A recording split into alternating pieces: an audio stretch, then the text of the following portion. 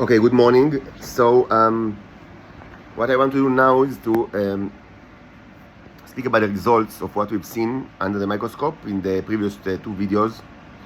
Um, Before that, I should say the following. Like in the logistic level or the meta level. So, what I'm doing is, of course, this analysis is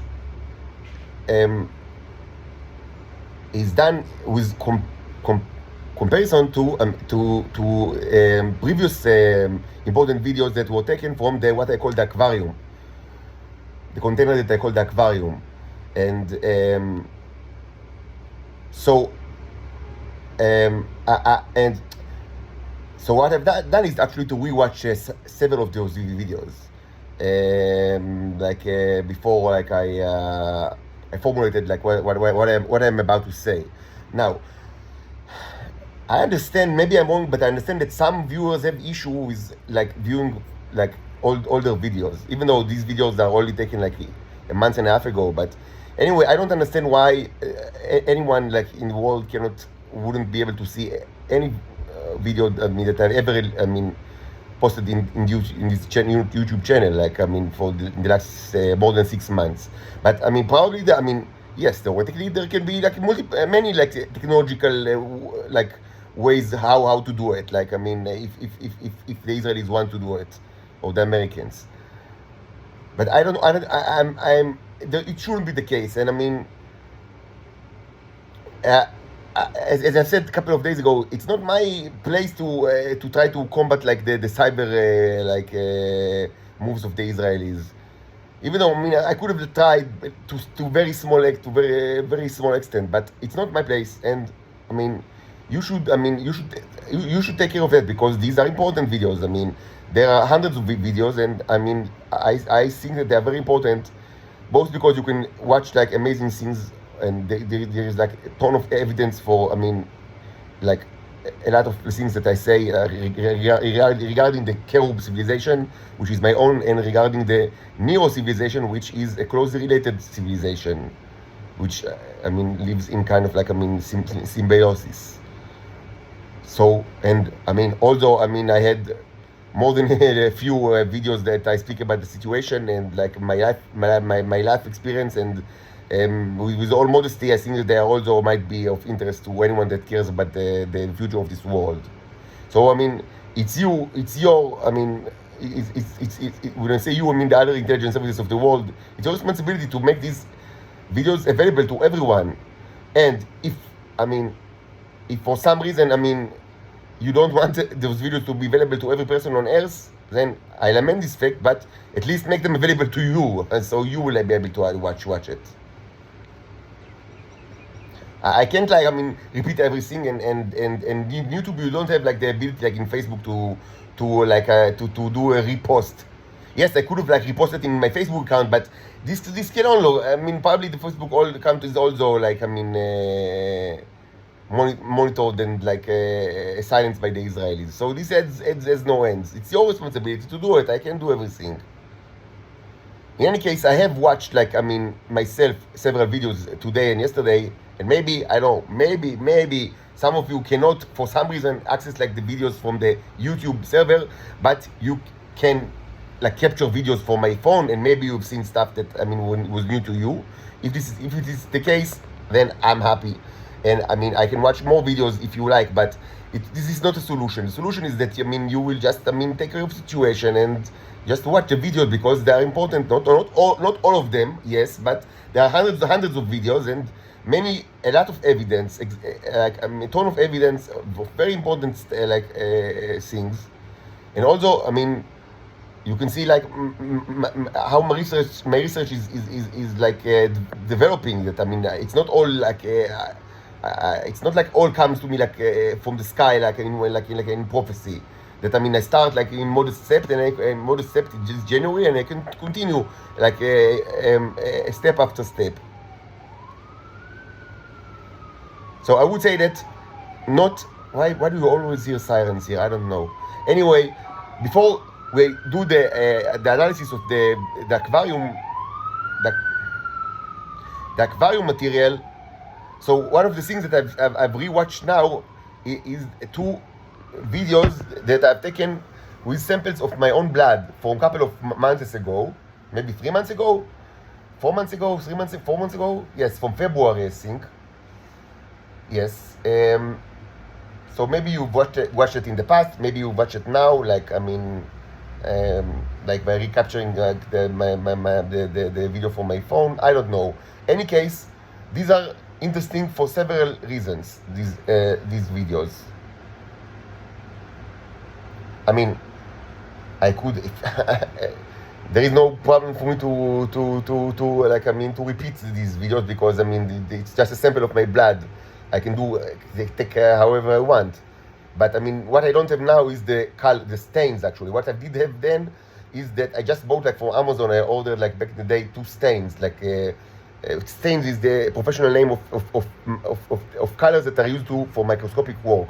And the 2 most common ones are eosin Y and methylene blue, and these are by far the 2 most common. But there are something like 7 or 10 that are very common, and of course hundreds of chemicals that can be used in the process of staining. The most famous one is the gram stain that everyone every biology student learns first thing they learn the gram stain, which used to differentiate between two types of germs. I would say that in general staining is used for 2 purposes. First, for to assist with actually detecting stuff, because in the microscopic world it's many times you just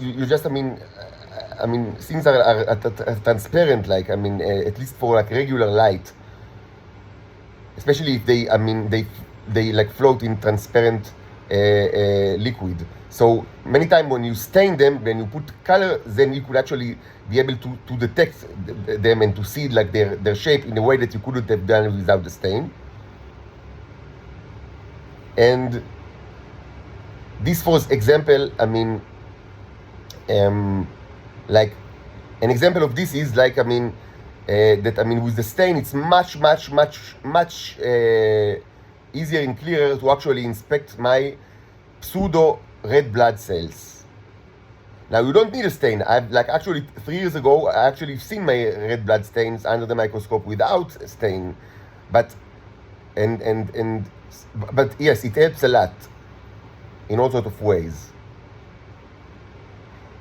And the second thing is to actually differentiate between objects according to their type. As I said, the gram stain, which differentiates between germs, and also, but theoretically, it can be extremely helpful to not to actually say, what is the composition of certain objects. Maybe not it's probably not the most accurate way of ascertaining composition. Maybe kind of oscilloscope, all sorts of there are much better more accurate ways, physical and chemical ways to say what's what's matter is what's the matter that it formed, what is it made of. But these require material advanced laboratory equipment, and the staining is rather simple. You just need the colors, and which I don't have at all right now, but theoretically it's much cheaper. And then you can say, for example, that for example, I would say that methylene blue sticks much better to neurons, to the robots in my body, than eosin Y. This is something that for sure, this, if I were an expert on the subject, I could have deduced something from it for certain. It means something, because one is used more for for to detect a certain protein, and one is better to for the difference between biological material, organic material. Just an example of some bit of information that you could see from the videos that might be helpful in a way. Of course, like if you really want to say, I mean, what are these things made of, which is incredibly like interesting, because we see not only the neurons, like we see tons of like life forms in addition to the neurons that are most probably not carbon based, and like it's interesting to understand like what they're made of. But so there are much better ways. But I mean, this requires much more sophisticated laboratory equipment. Anyway, there are several things that I want to say, completely unrelated, but I think, I mean, I don't want to forget those issues, because I mean, I think that they are important. So I will very briefly speak about it with regards to these blood samples from February. These stained blood samples with, as I said, eosine white and methylene blue. Like one was colored with the one color, and second with the second, and the third with both. Many times you color with both, actually, with two colors together. So what can be seen is actually very important. First, you can see that my blood back in the day already contained life forms. These life forms were not always there. For certain, they weren't there like 3 years ago when I took like samples, and actually have photographs of this, because because I actually back in 3 years ago I haven't used my iPhone. I used a camera that like a digital camera that is screwed to the microscope, and I don't know where it is. Probably in storage, like most of my stuff. Like I don't know, most of my stuff that I have is like in the storage, like in Holon. I don't have any access to it. So I mean, this thing, I can prove you that it wasn't there like 3 years ago. But why should it be there? The answer is very simple. I was infected by the Israelis. It wasn't the first time. They have done it many times in the past. They infected me with many diseases. But this is something that they've done, probably, during the last year. I don't know exactly when. But I did not infect myself with it. And this didn't happen like in the first time here in this hostel. And this is not a result of my experiments. This was already widespread in my body during February, before I had any experiments with actual life forms. I was infected by the Israelis.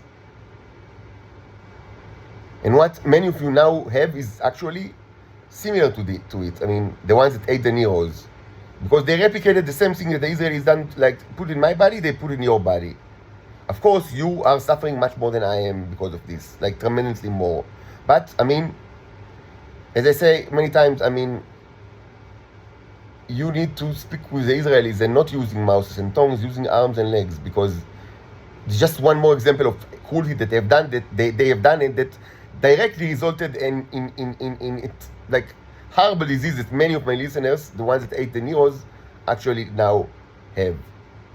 And as you know, they don't need to eat like my own Neros. They can, most of them, I guess that, probably most, if not all, didn't do it actually.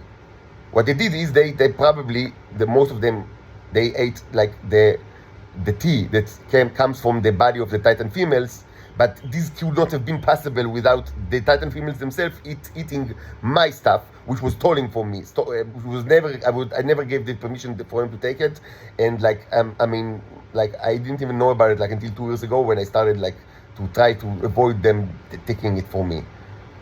But if those Titan females, no matter where they live, in Israel or in the United States, doesn't matter. If they didn't eat my Neros, they couldn't, biologically, they couldn't have produced their own tea, that I don't know what it's made of, because I've never tasted it in my life, not even a spoon, and I've certainly never seen it and never inspected it under the microscope. My assumption is that it's already made out of nanobots that are similar to the Neros, but are not of the same kind. I call them the red Neros. Just it's metaphorically so, not that they're really red. Like I called my own the yellow ones, and those I call the red ones. This is color code. It's some sub particles. There are subatomic particles that are also they presumably have colors, like in the physics terminology. Even though of course they don't have any color, and the usage of color is not applicable to things that cannot reflect light to the eyes of humans. but they are related in a way that I cannot understand, but they are truly related. And but the yellow ones and the red ones are related. And what's certain is that we understand how, even though we cannot understand what's the nature of this relation and like what's the physical properties of this relation, we know how this relation comes to be. Very simply, the females eat the neurons of the male. Very simply. Now, that's for the worms that you can see in from the February video. Now, a second non-related issue is the issue of the neurons in the blood. Now, this is something that I did not detect 3 years ago, most probably because I didn't have no knowledge. Like, I was completely ignorant in everything, so I didn't even know what to look for, like, back in the day. Like, if you don't know anything, and I also didn't have, like, the color, the stains. I should say that in the blood, the stains, like both methylene and eosin, greatly enhance the ability to detect the neurons, like, tremendously so. Both of them, even though I said the blue one is better, but also the red one helps. Without it, it's much more difficult. And I witnessed it, like, this February. And I didn't have the colors, like, the stains, like, 3 years ago. So back in the day, I didn't know. And so it was much harder to actually detect it. And certainly tremendously much more harder if you didn't even expected it. So I had no idea. But now, I guess that, that it should be in my blood. And I use the stains, and yes, when you use the stains, immediately you see it, and this is evident in the video. So what can be seen very, very clearly is that indeed there are neurons in the blood in all sorts of sizes, and that there are red blood cells or pseudo red blood cells, anyway, things that look like red blood cells. And they are, as far as I know, in the size of red blood cells, and they look just like red blood cells. As far as I know, maybe you can correct me if you have any objection. I would gladly get comments on scientific matters. And third option is that you don't see white blood cells. Where are the white blood cells? Of course, I don't need white blood cells because the neurons, do what blood cells do. White blood cells are in charge of are the agents of the immune system, and that's exactly what, not the only thing, but that's one of the major things that roles of the neurons in my body. Not the only ones, but the major things that they do is that they take care of they learn they do it like white blood cells, and I have a lot of evidence for that. Maybe I'll speak about it some other time. That they actually learn the properties of new invaders, and they also eliminate the invaders, and they can do it much better after they actually learn their properties. The first attack is always the most severe. And the following ones are much less severe because they already know them and they know how to kill it much better, which is amazing. But should be said that this is also a property of the human body. Your body also contains amazing machines, not only mine. The white blood cells are also, and the system that organizes the white blood cells is also amazing. Amazing machine, I should say. But you don't see it, the white blood cells in my blood, and you see the neurons in my blood. This, of course, means that it's extremely easy to know that I'm not Homo sapiens. Extremely easy. I've taken many blood checks during my life. And, of course, all of them were, closely monitored by the internal security agent, people that, they did whatever they need to do in order, that I will not see the correct results, of course. And also that the knowledge will be kept only by people that are part of the system, that are many in Israel. As I said, hundreds of thousands of people in Israel are related to intelligence and defense security system. But again, it's incredibly easy to know that I'm not a Homo sapiens just by taking a blood sample and watch under a simple home microscope, even without stains. But certainly, if you have the stains, it's much easier. But even without stains, just watch you immediately. Okay, the guy does not have white blood cells, and he have like robots in his blood. Like, what's going on here? So it's not that difficult to know. To prove. That I'm not Homo sapiens. This was never a problem at all, and it's still not a problem. Extremely easy in itself. It is extremely easy. Extremely easy. Now, a third issue, also regarding the blood samples, completely unrelated, but maybe you should reiterate for those who didn't, because I've spoken about it in the past, but this arises also now. So it's interesting to compare the neos to the red blood cells.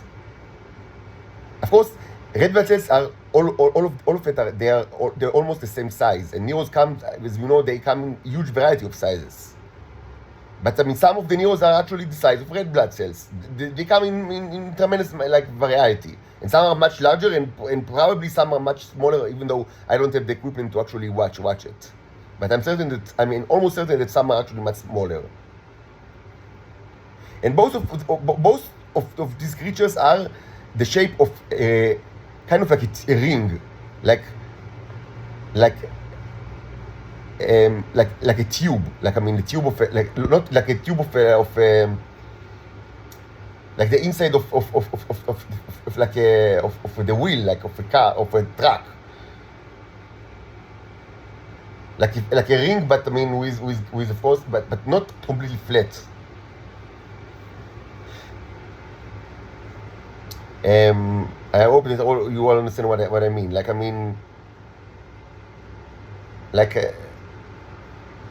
do you say, like the things that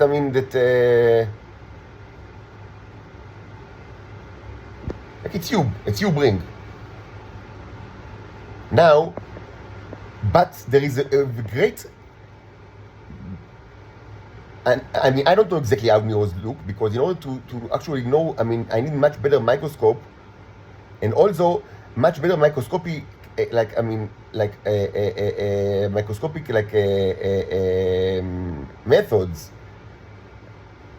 and probably who knows what can you see with electron microscope, or with all sorts of oil immersion techniques, with optical microscope, and front lights, and tilted light, and tilted light, and perhaps not, if you use not VR, not visible range, in IR or in ultraviolet, or in any kind of other spectrum, maybe you can see X-rays, maybe you can see maybe the shape is completely different, or much more, presumably much more elaborated, but I don't have these options.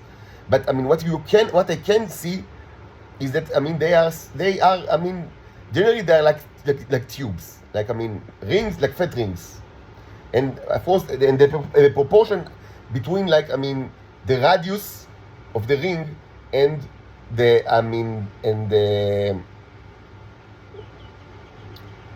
width of the ring, the width of the material itself, changes. Or in other words, there are thin neos and fat neos. This is actually interesting. What's the difference? But there is another very interesting issue that arises, especially when you compare the neo to the red blood cells. Because, yes, both are tubes, like fat rings, and some neos are actually the same size. But when you inspect the red blood cells, you can ask yourself, maybe the red blood cells are also neos. Let's put it they're not, but who said they aren't? But because why should they be really red blood cells? I'm not a human, I'm not Homo sapiens, so why should my red blood cells just because they appear like red blood cells? As I've said in the video, in those videos, with from February, even 3 years ago, I already when I've first seen red blood cells under the microscope, my own red blood cells, back in that day, I knew nothing like about like microbiology. Like I was completely ignorant, but I did know that I'm not Homo sapiens, and I had like strong conjecture that my body contained nanobots, microbots, and I even wrote about it like even before that. But I did understand even then that the fact that these things look like red blood cells, and I mean they look like just what we expect. Like the size and the shape is what you expect, does not mean that they are red blood cells. Like for example, cockroaches have things like in their bodily fluid, which is not exactly blood, but something like blood, that look like red blood cells, but they are not red blood cells. They are something a little bit different. So if it looks like that, that's better that it's like just like that. So this is something different. That I mean, to the layman, it looks like red blood cells, and probably it's kind of like it does something similar to what red blood cells do in humans' body. But why should we think that? Why should we? But most probably they are not red blood cells. It's something else. Probably made of even from different material. So why? What proof do we have that they are not neurons actually? Maybe they are neurons. Maybe like all the red blood cells in my body are actually neurons that are all coming in the same size and they act like red blood cells. But no, they are not. How do we know it? So this is how we know it. First of all, from functional perspective, if they were all red like neurons, what do we actually need the other neurons that come in all sorts of sizes, like to act as white blood cells? Presumably the red blood cells could have like acted like both as red and white blood cells together. So this is like from functional perspective, it doesn't make sense. Like you would expect that. If the red blood cells are actual neurons, we don't need like the other like bigger neurons or smaller neurons to also be there. But there is another interesting argument. When you inspect the red blood cells in my body or the pseudo red blood cells, you see that the tubes are actually arranged in all sorts of like angles. Like they are floating in the liquid under the microscope, and they are floating and they are moving like in the, if it's a newly prepared slide, they are moving in the liquid, and you can see them in all sorts of like angles. Like you see the ring, the tube ring in all sorts of from different like perspective and different angles, which is actually is to be expected. Why shouldn't it be the case? Because it's like they move in 3D like environment, because it's every environment is a 3D environment. Any physical environment is a 3D environment. We live in a 3D, maybe more, but at least 3D world. So also the tube should be like that, and that's that's how it's very easy to see that they are actually like not flat circles but tubes. But this is not the same for neurons. Neurons are almost always in all the hours that I already have in this channel of microscopic videos. You always watch the neurons from above, from 90 degrees. You always watch them from above. Now,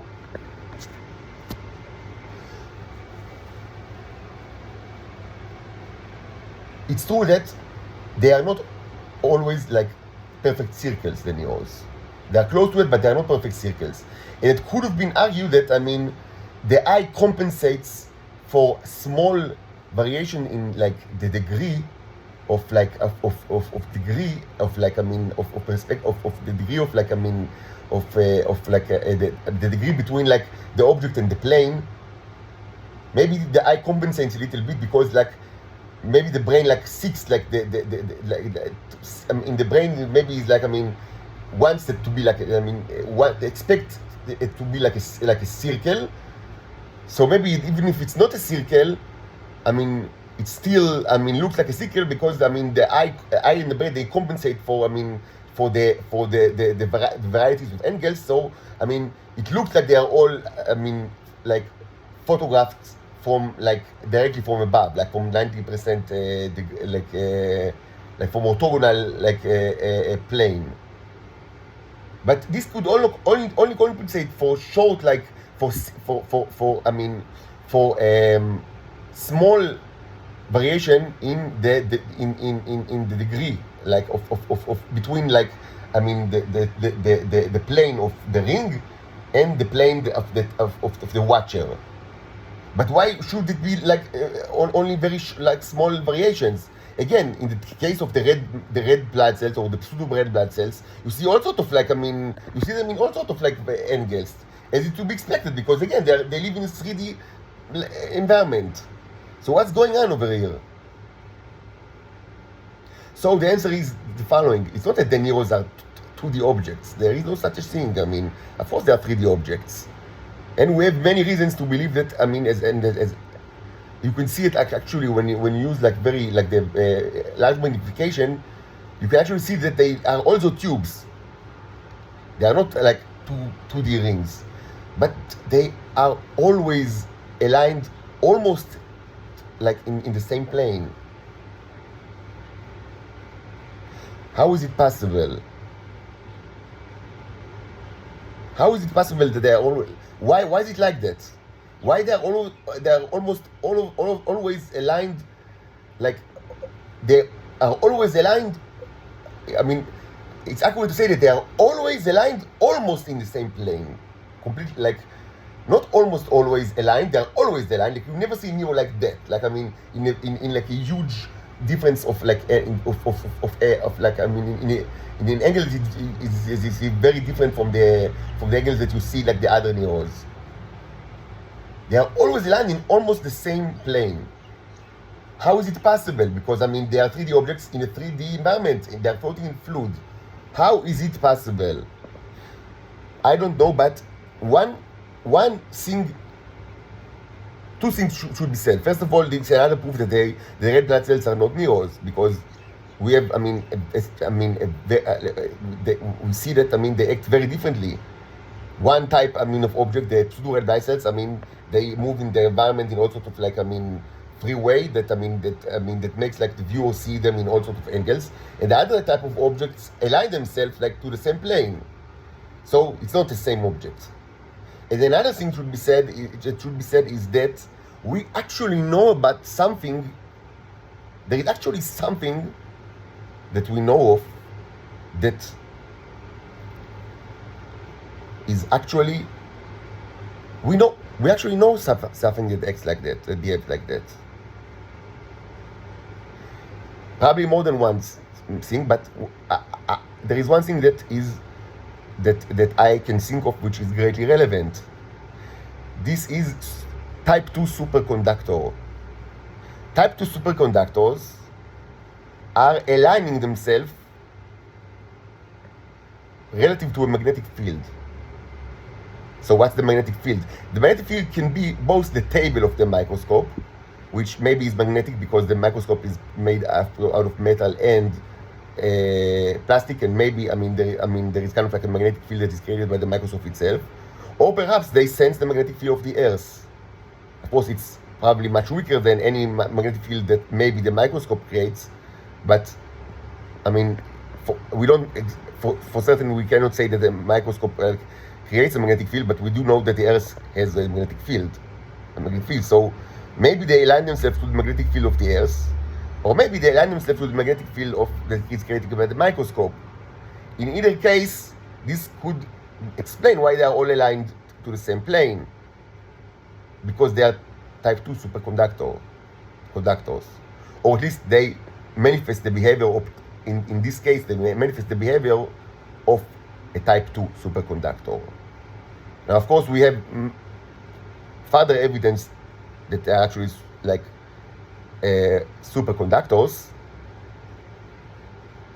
and not only that they are tremendously, I mean, substantially different than any kind of superconductor that is known to humans, because humans only know of superconductors that display the superconductivity in very, very low temperature. And we have evidence that these entities actually display the behavior of superconductors even in room temperature, and even in hot liquids as much as 60 and 70 Celsius. Even though it should be said that for certain they prefer, I mean, they act better in lower temperature. This is certain. I mean, it's not that, it's not, I mean, I don't know exactly why, but yes, it was proven just from the beginning that they act better when they are in the freezer. But first of all, I mean, freezer is just, I mean, it's home freezer. It's minus 20 Celsius. It's much, much higher than, I mean, freezers that are required for superconductors that are known to humans. And second, they also show this kind of behavior that are associated with superconductors in higher temperatures, just not to the same extent. So there is issue of, like, I mean, it's not like I mean, binary thing. That, I mean, it's kind of like behaviors that is amplified. I mean, that it's amplified when or much more, like, I mean, shows itself much strongly when they are in lower temperature, but still they manifest this behavior even in temperature that are much higher than what is known to humans. The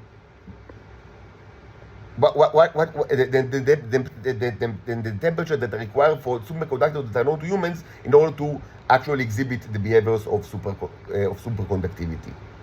And maybe I'll speak about it in a separate video. I already spoke about it in the past, but if, I mean, you don't, for some reason, I mean, you don't like have access, or I don't know, you want me to repeat, I can repeat, like, I mean, what I know about superconductivity in the neros, like, but if it's important, I will do it in a separate video.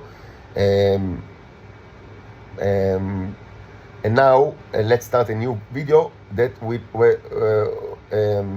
regards to the previous, like, biological samples and the analysis.